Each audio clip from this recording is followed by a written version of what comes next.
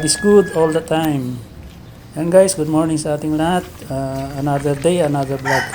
Meron na naman akong share sa inyo. DIY tutorial. Paano ba magpalit ng axle bearing. Yan, kinalas ko na aking panggilid para makalas natin ang ating gearbox. Yan lang kayo guys at panoorin nyo. Siguradong may matututunan kayo. Yan, kinalas ko na rin ang mga tornilyo. At patutuloy na lang natin ang kanyang oil. Guys, sahod natin ang kanyang oil.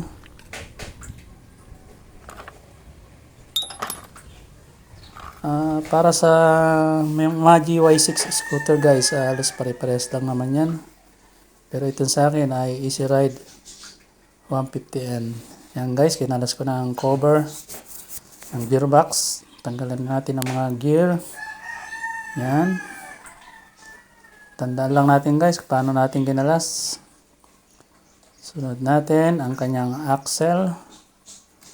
Yan. Tanggal na guys.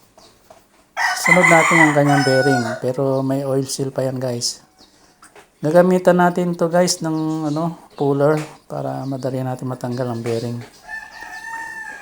Yan, okay pa naman yung mga bearing ko. Okay pa lahat yan. Yung axle lang ang papalitan natin guys.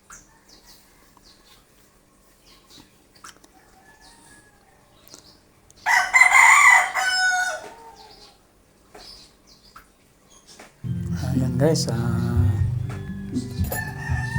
Karisin na natin. Yan. Nakalas ko na guys. Di ko na nga lang na videohan. Pero gumamit lang kayo guys ng puller. Kung wala kayong puller guys, bili kayo sa Shopee. Mura lang naman yan. At magagamit nyo naman talaga yan. Pantanggal ng mga bearing sa hub, sa front hub, dito sa yan tulad niyan, gearbox, at pang magagamit niyan sa gulong. Sa hub niya sa gulong, magagamit nyo sa may bracket or sa may swing arm. Kaya solid na solid guys pag meron kayong puller bearing. Yan, kalasin na natin yung kanyang bearing.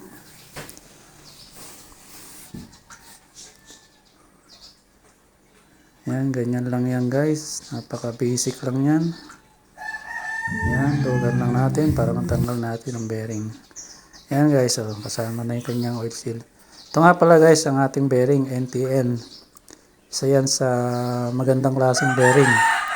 Kaya kung bibili kayo guys ng bearing, tatak, NTN na. Baka naman, NTN, baka naman. Yan guys, gamitan natin ng butane. Papainitan natin guys para maisalpak natin ang kanyang bagong bearing. Kasi mahirapan tayo magsalpak niyan guys pag hindi natin painitan. Kailangan natin painitan at least 15 minutes siguro. Kaya na. Depende yan. Pag hindi pa kasya, painitan nyo pa uli guys. Yan. Painitan na natin guys.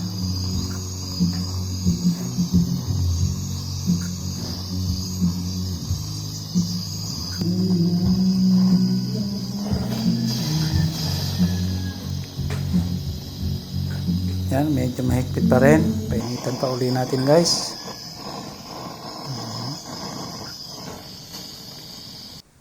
Yan, kaya na yan guys. Yan, nasalpak na guys. Yan na, okay na. Kabit na rin ang kanyang axle. Sunod na natin ang kanyang mga gear. Yan, ganyan lang yan guys. Basic lang yan.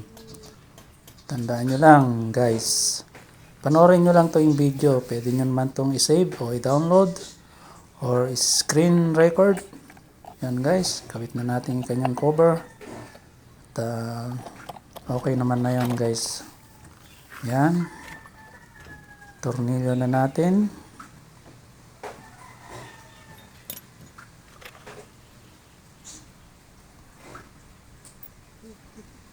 Yan. Tandaan nyo lang guys yung mga pinagtutornilyohan kung saan. Yan.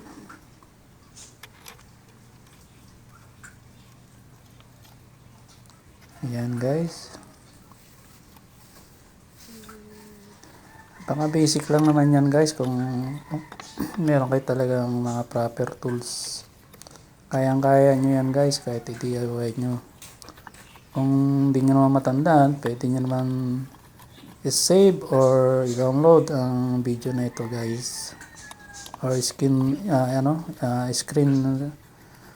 record. Yan guys, higpitan na natin para sigurado natin na walang leak. Tamang higpit lang.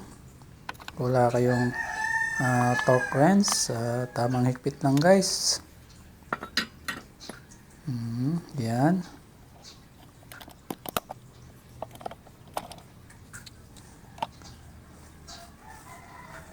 Guys, okay na. Nakabit na ang mga tornilyo. Kaya susunod natin guys, lalagyan natin ng oil. Yan. Lalagay ng oil, basic lang naman yan. Kayang-kaya nyo yan guys. Yan.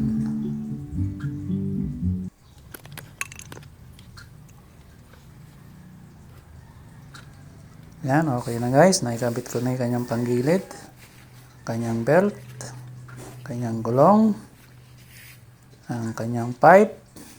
Nakompleto ko na guys. Kaya okay na yan guys. Ganun lang guys. Napaka simple lang naman yan. Basta maingat lang kayo sa pagbabalik, pagkakalas at pagbabalik. Tandaan nyo lamang,